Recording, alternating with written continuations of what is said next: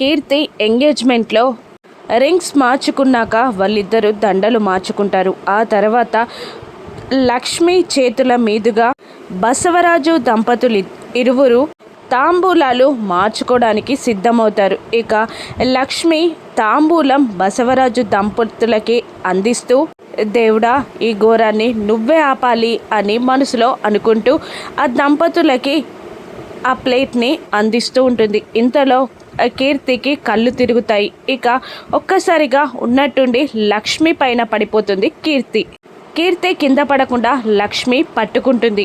కీర్తి అలా కళ్ళు తిరిగి పడిపోవడంతో అందరూ కంగారు పడుతూ ఉంటారు. బామ్మ ఇలా అంటూ ఉంటుంది, ఏంట్రా సిద్ధు ఇలా చూస్తున్నావు, తొందరగా డాక్టర్కి ఫోన్ చేయి అని అంటూ ఉంటుంది బామ్మ. ఇక లక్ష్మి చేతుల్లో ఉన్న కీర్తిని బసవరాజు భార్య తన వైపు లాక్కుంటుంది. భయంగా ఏడుస్తూ ఉంటుంది, ఏమైందో అని తన కూతురికి. ఒక్కసారిగా లక్ష్మి కీర్తి చేయి పట్టుకొని నాడి చెక్ చేసి షాక్ అవుతుంది. కీర్తిని అక్కడి నుంచి తీసుకెళ్ళాక తులసికి నిజం చెప్తూ ఉంటుంది.